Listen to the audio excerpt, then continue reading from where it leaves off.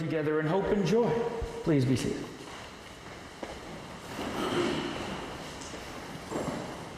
A couple of weeks ago, I was driving down the northeast extension of the Pennsylvania Turnpike.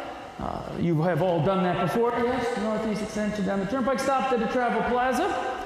Had business to do there. And as I was pulling in, I noticed, boy, there are a lot of cars here. A lot more than I would normally expect. And got out and was walking towards the travel plaza. And I noticed, boy, a lot of people are wearing green. That's a little unusual. And then I walked into the travel plaza, and the place was filled, packed to the brim with people wearing green. Some white, some black, but mostly green, because they were all on the way to something. Can you guess what they were on their way to?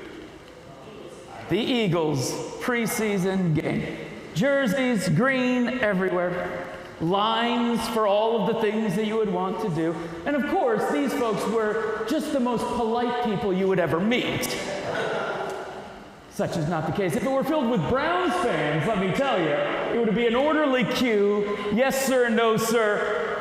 It would have been perfectly polite. But these folks, a little rambunctious, as Philadelphia Eagles fans are wont. And many have drawn the comparison for humorous effect about how Eagles fans who booed Santa Claus are, in comparison to the city which name means brotherly love. It's biblical. Not so much the fans, the word. Found throughout the New Testament, the word Philadelphia is used in our second reading today when we heard in the first sentence, let mutual love continue. That word mutual love is Philadelphia. When the author of Hebrews was thinking about the city that this new community was forming, when this author was thinking of the kingdom of Christians which was being built in this world and wanted to describe how they ought to behave in that place, the word that they chose was Philadelphia. Brotherly love.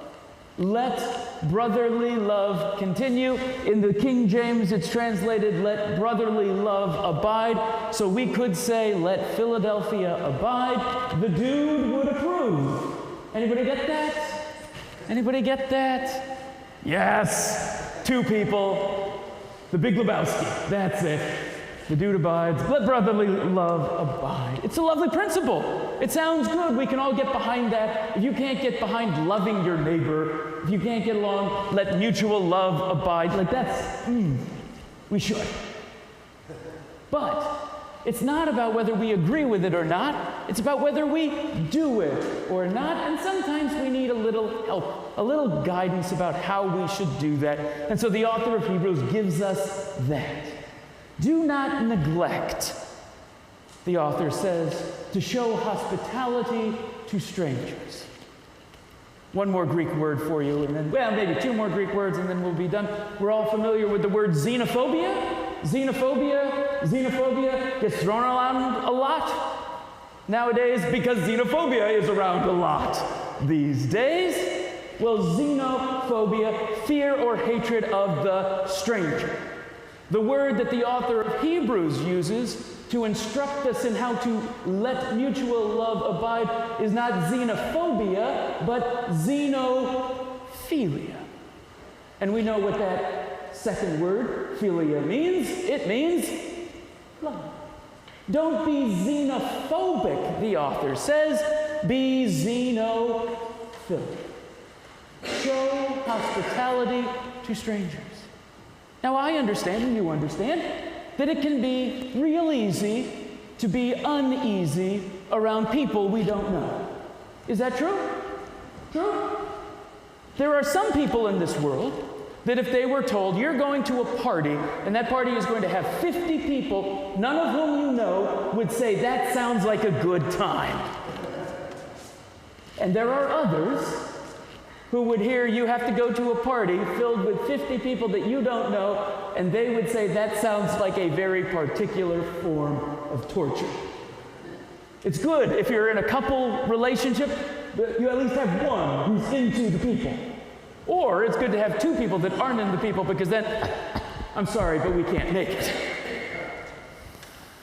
It can be hard. It's easy to be uneasy. And it's easy to allow that uneasiness to become distaste or even hate. But that, the author of Hebrews says, we cannot abide. Show hospitality. See people as people. Not as the differences, not as the actions, but as the person. And that person is worthy of your love, just as you are worthy of theirs. The author continues, some thereby have entertained angels. Now that sounds a little supernatural, maybe more supernatural than we would feel comfortable with. It's a little odd to think that some winged creature had invaded my home and sat at my table in some disguise as a human. I'm not sure that's what the author is really trying to tell us. I will say this, that I have met many angels in my life. Have you?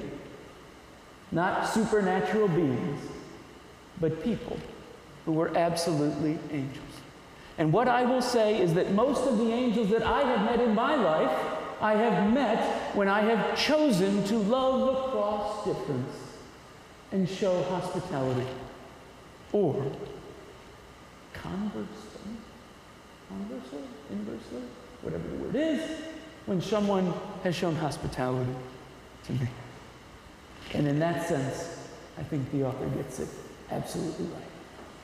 But he continues, or she continues, we don't know who. I'm going with Aquila as the author of Hebrews. So she continues, remember those who are in prison, as if you were in prison. Remember those who are tortured, as if you were tortured. I would suggest to you, having spent more than a decade of my life working in prisons, that there isn't really any difference between being tortured and being in prison.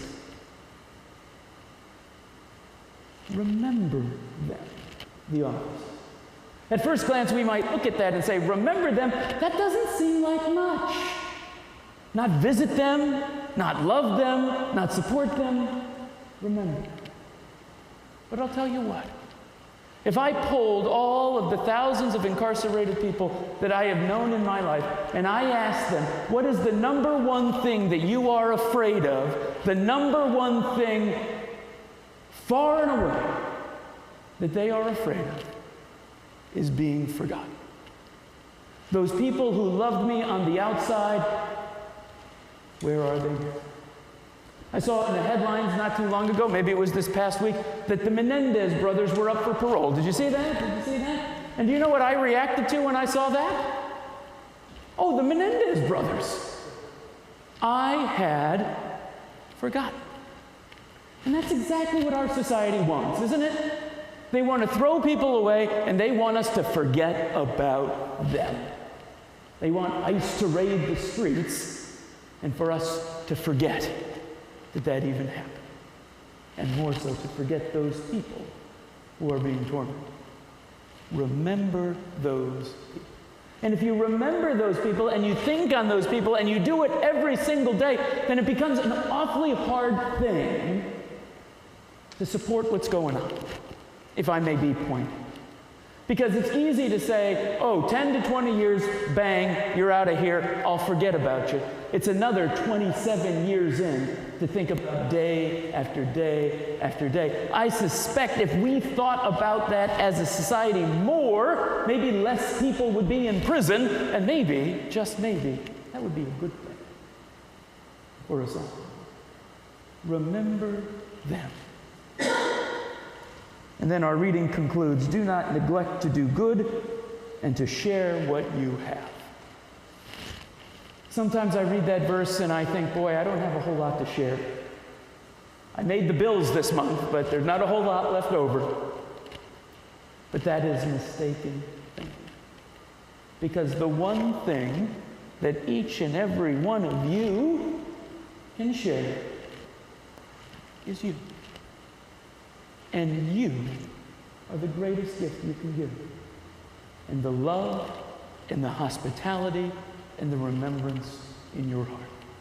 In the name of the Father, and the Son, and the Holy Spirit.